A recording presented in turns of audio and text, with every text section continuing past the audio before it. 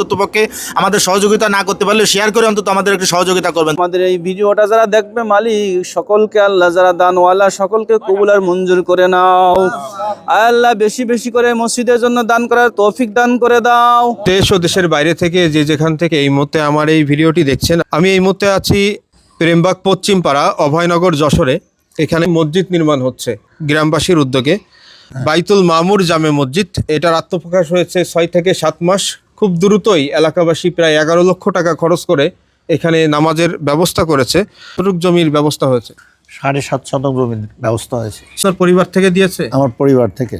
আর এই যে বিল্ডিং বা ভীম, এই যে ছাদ ঢালাই, এইখানে তো প্রায় অনেক টাকার খরচ, এইটাকে দিয়েছে মহল্লাবাসী, আমাদের পরিবার এবং আমার মহল্লাবাসী বাইরের থেকেও কিছু কিছু দান করছে, প্রবাসীরা কিছু কিছু দান করেছে। পরিষদ থেকেও আমরা 2 থেকে 2.5 লক্ষ টাকা মতো পাইছি।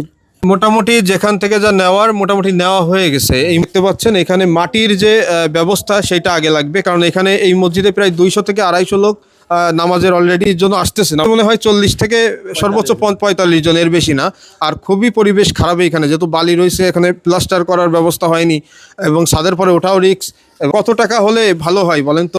3 লক্ষ টাকা ভালো একটি উত্তম সময় হচ্ছে রমজান মাস। তো তারা আবেদন করছিল যে এই মাসটাতে যদি আপনারা দান করেন তাদেরকে, অলরেডি তাদের ইফতারি চলতেছে, ছাদের পরে ইফতারি। আপনার এই নম্বরটা মুখ দিয়ে বলছি, এখানে বিকাশ এবং নগদ আছে, এবং সরাসরিও যদি কেউ এসে পরিচিত শ্রদ্ধেয় আবুল কালাম আজাদ স্যারের সাথে যদি কথা বলেন তাও হবে। এবং তার নম্বর 01866952223 স্ক্রিনে দিয়ে দিচ্ছি। আপনারা যদি চান এই নম্বরে এই মসজিদের জন্য 100 টাকা, 200 টাকা, 500 টাকা, যদি 1000 টাকা, লক্ষ টাকা, যে যেটাই পারেন, এই মসজিদ যতদিন থাকবে আপনাদের কিন্তু এই সোয়াব কিন্তু আপনাদের চলতে থাকবে। আমিও শরিক হতে চাচ্ছি আসলে এরকম একটি মহৎ টাইমে।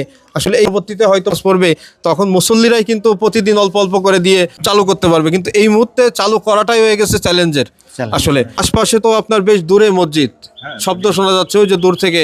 এই পাশে বসুন্ধিয়া মোড়ে আছে কেন্দ্রীয়, এইখানে মসজিদ হওয়া থেকে আপনাদের অনেক সুবিধা হবে।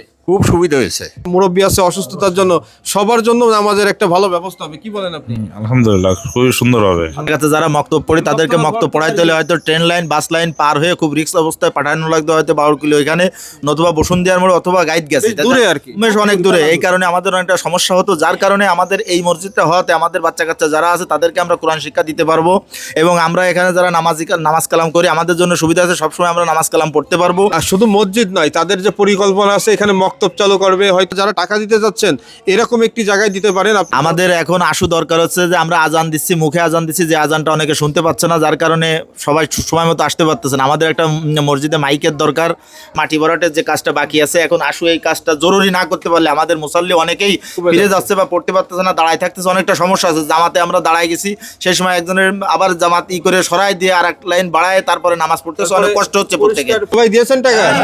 আমাদের নিউজের সাথীতে রানা ভাই আছে, নামাজি একজন ব্যক্তি, রানা ভাইও কিন্তু একটা টিউবওয়েল দিছে। তো সবাই শেয়ার করবেন, যাতে একজন আরেকজন যে দেখবেন সেই একটু শেয়ার করে দিবেন। অন্ততপক্ষে আমাদের সহযোগিতা না করতে পারলে শেয়ার করে অন্তত আমাদের একটু সহযোগিতা করবেন। ধন্যবাদ সবাইকে।